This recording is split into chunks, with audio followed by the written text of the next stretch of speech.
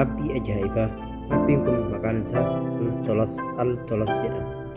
Aappiilee garaagaraa of keessaa qaba. Aappii haga 64 waan ta'u of keessaa qaba. Aappiin kun irra guddaa eenyu fayyada yoo jettan warroonni jaalala waboo qabdan, warroonni jaalala waraana bilisummaa Oromoo qabdan sheer gootanii akka biraan geessan isin gaafadha. Assalaamu alaikum warahmatullahi wabarakatuh. Jira jirtu ilmaan Oromoo kan addunyaa mararra jirtan hundi keessanuu ashamaa harka fuune isinin jechaa an adamtuu beedha. Warroonni gara chaanala kiyya dhuftan anaa dhufu isinin jedha. Baga nagaan dhuftan isinin jedha. Like share gochuun dagatina. Viidiyoo kiyyoo isinitti tole yoo komii qabaattan komentii jalatti naa barreessaa dhiifama. Komentii illeen rakkoo waan godhateeruuf inshaallah nuuf fura jedhee ilaalaa. Reefu dhiyoon tanan arge sawaan ta'eef har'a aappii tokko isinii qabadhe dhufe. Aappii sunis aappii kana aappii Altolos ka jedhamu. Aappii kuni pilaastooruma keessaa argama. Altolos jettanii gubbaa irratti yoo barreessitan isumatu isinii bahaa jechaadha. Inoo akkanatti kana Altolos jettanii barreessanii kanuma isinii bahaa. Waan balee jiruufuu amma ooppiin godhee isin garsiisa daayireektuma. Akkuma argaa jirtan kana aappii garaagaraa of keessaa qaba. Aappii waan hedduu itti fayyadamanii jechaadha. Walumaan laallaa aappiin kun waa hedduu of keessaa qaba. Garuu maaltu waan ariitiidhaaf itti fayyadamuu qabu keessaatu waraanni bilisummaa Oromoo warroonni lolma keessa jirtan, warroonni lolma taatanii lolma keessatti bakka takkatti lolma irratti hirmaataniif akka waan jihaaza mootummaa yookaan akka raadiyootti itti fayyadamuu danda'anii raadiyoo mataa isaatii qaba. Fakkeenyaaf isin garsiisa bilbila keessanirraa neeta barbaachisa.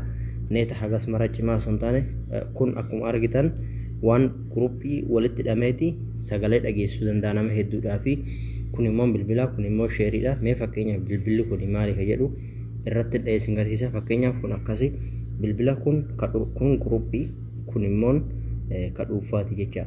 Mee amma bilbila lafaa hin qaba asitti bilbila biraa wajjin isin garsiisa jechaadha. Irra walirratti sagalee isaa akkatti dhageeffamu. Kunoo asitti bilbila kaameraa biraa isin garsiisa.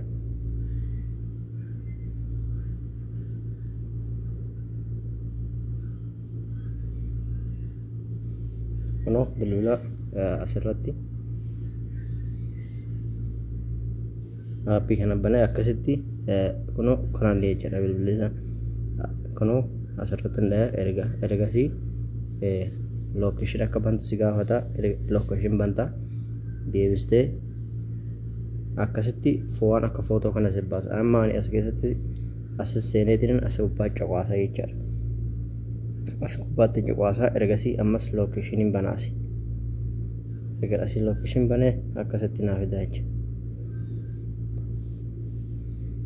Kunoo argaa jirtanii lookeshin amma hoggaan bane kunoo akkasitti daayireektii fudhata jecha. Kontaaktii godhaa. Erga kontaaktii godhee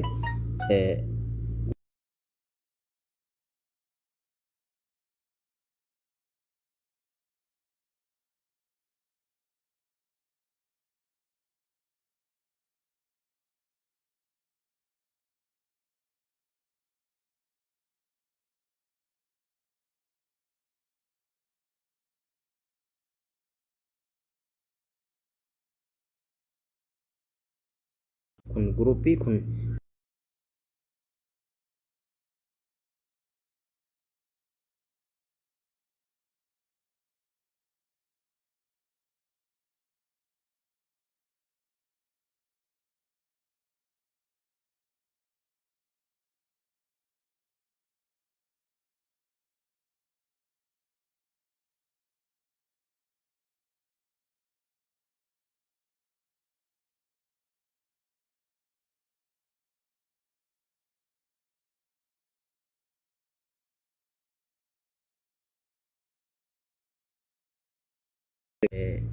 karaa salphaadhaan itti fayyadamuu danda'anii jechaadha.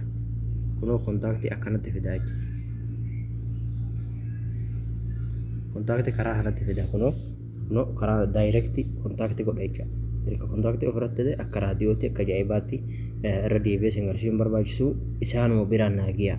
Erga isaan bira geessanii ummanni ummata barate wallaaloo miti hedduutti fayyadamuu danda'an waan garagaraa waan hedduu of keessaa qaba teekinooloojii garagaraa of keessaa qaba wanni kun karaa lookeeshinii karaa teekinooloojii ammayyaa hedduu of keessaa qaba waan hedduu waan namni halaalatti itti fayyadamuu danda'u karaa garagaraatiin akka lookeeshiniitti akka kaameraatti fageenyarraa waan hedduutti fayyadamuu danda'anii argaa jirtanii kun immoo kuni sheeriidha kun sheeriidha fakkeenyaaf karaa kanaan waan hedduu erguu danda'ama jechaadha fakkeenyaaf karaa kana erguudhaaf waan hedduu erguu danda'ama kunoo suuraa viidiyoo muuziqaa aappiilee garagaraa dookumentii garagaraa barreeffama garagaraa kooppii haga fedhe haa dhiiratu jecha daqiiqaa tokko waan hin guunne keessatti dabarsa jecha hedduu ol aanaa ariitiin isaas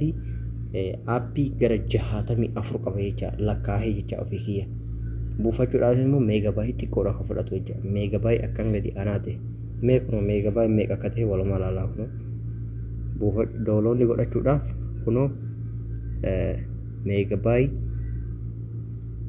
3 qofa barbaada 3 moo meegabaayii 6 qofa barbaada nama miliyoona tokkotu itti fayyadamaa jira aappii kana jecha aappii haalaan cimaadha nama miliyoona tokkotu buufatee ittiin fayyadamaa jira jechaadha kanaafuu hundi keessanuu sheer godhaadha karaa waan garagaraa waan asirratti ani ibsuu hin barbaanne hedduu waan jiruufu akka itti fayyadaman namoonni dhuunfaas hedduun itti fayyadamuu dandeessanii aappii kana keessaa waan hedduu fakkeenyaaf amma kana ilaaltan kuni amma warroota mana ijaarsaa dalaganiif hedduu nama fayyada jechaadha keessaa warroonni balaaxa akka kana warroonni liishoo waan garagaraa naqan miizaana ajaa'iba bilbiluma ofiirratti jecha amma miizaana kana gatiin isaas gatii olaanaadhaan bitamaa jechaadha akkasumas waa tokkommoo waan ajaa'ibaa kunis immoo